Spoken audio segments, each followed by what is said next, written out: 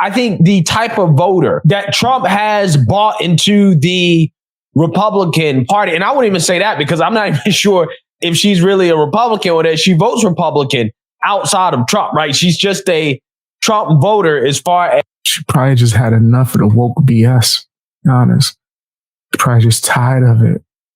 She's sick of having to deal with it, right? She ain't the only one. As I know. Now, for people more familiar with her, you can, correct me, right? But I think that she's just kind of Team Trump, okay? But again, this is something I brought up before, and I've said, look, I really do think that if Trump loses in 2024, that the Republican Party is dead, okay? And the reason why is because Trump has brought so many people into this party that otherwise would vote Democrat or I guess were unaffiliated, that if Republicans were to get rid of Trump, I really don't think that a Republican Party would be able to compete at a national level anymore, right? I think that they would be a local party, right? And Roseanne Barr, just the anti-PC, anti-cancel culture, anti-woke voter that has come into the Republican Party that I think makes up a good portion of MAGA, right? When you think about MAGA, okay, MAGA is not just, super socially conservative individuals. It's also like individuals like Roseanne Barr that, again, I wouldn't define as super socially conservative, but just based on her mannerisms and behaviors and the things that she engages in, she represents something different, right? The other side of... I think it's blatantly that she just had enough, bro. I think that people don't even have to be Republican like me. I'm not a Republican, right? I'm not a Democrat. I'm not nothing. But I just had enough. I'm like so anti-woke, bro. I don't want no parts, right? And that's what makes me like really go hard when I do my social commentary or give my critiques and criticism. I don't want no parts of this woke stuff, bro. I don't. I swear I don't, bro. Like it's corny to me, right? And I had enough. And I think a lot of people are starting to wake up to see like, wait, whoa, y'all want to do what? Y'all want to put what in movies and TV shows? Y'all want to do what in schools? And they're starting to wake up. Of MAGA, what has been bought into the Republican Party? The push against, PC culture, right? And I think it's just truly fascinating. Okay. And I honestly think it's overall a good thing.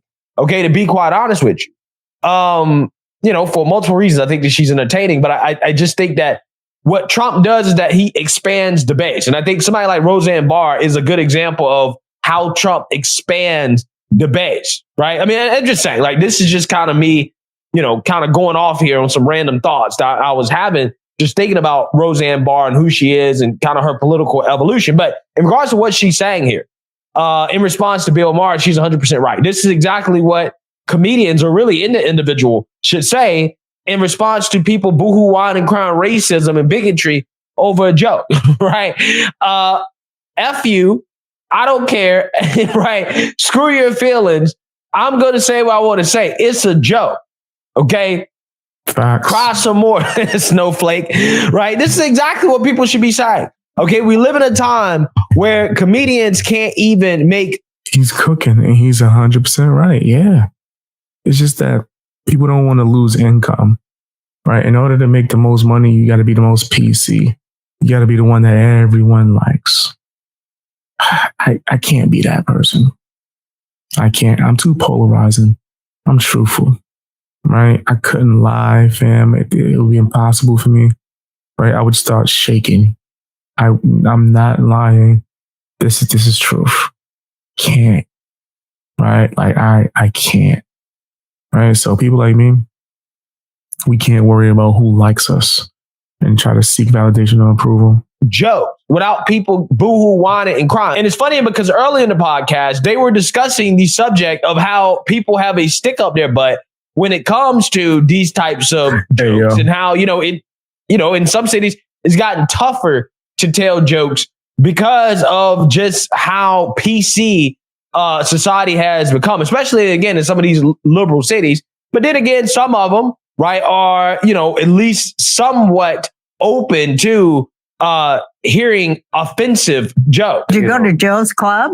No, I didn't. I did his podcast, but then I had to do a show that night, and I had to go to Dallas the next day. So, me. Should have went to the club. Well, they got Mitzi's room in there. He made a whole bar for Mitzi's room. He's got Mitzi's room. The bar is called Mitzi's room, and there's a picture of Mitzi with a table. It's like Mitzi's spirit lives on there. And it's like everyone is trying new shit, real offensive out there really? Shit. Yeah, good. And I love it. And the audience is eating it up, even though they're blue. They're blue voters, but they have open minds. She seems so excited about it, man. That's dope. That's dope. She make me want to go and check it out. And I'm saying my worst Democrat jokes, and they're loving it. That's one reason I love places that are cities in red states, because you get a mix of both things. And the country, I think, does need both things. Absolutely. So, you go to Charlotte or some place like that, and it's like, you're in North Carolina, but it's a very blue city. But it's not so blue that they got the stick up their ass. You know what I mean? Yeah. I think one thing we both don't like is people with a stick up their ass. Okay, it's like blue mixed with red, commie, equals purple. Pause. Pause. Hey, yo. It's wow. I ain't gonna hit you know what I'm saying, Bill, with the hair and the whole thing? It's beyond blue. It's the next step towards Stalinist. Wait, what are we talking about? Well, I have to get my cigs. Where's my cigarettes? Did I forget my cigarettes? Well, I have to go get my cigarettes. Yeah. Okay, they're over there. I'll be right back. Yeah. We have cameras that will follow you all over the room. Oh, good. I'm going to take a leak, too. A leak? Roseanne, too real. Roseanne, too damn real. No, I'm kidding. I mean, if you have to. So you're moving pretty good for 70. Yeah, because I went to Joe Rogan's doctor and they hyped me up on all this testosterone. No. And it's changed my life. Are you for serious? Real. Are you with me? No, I ain't.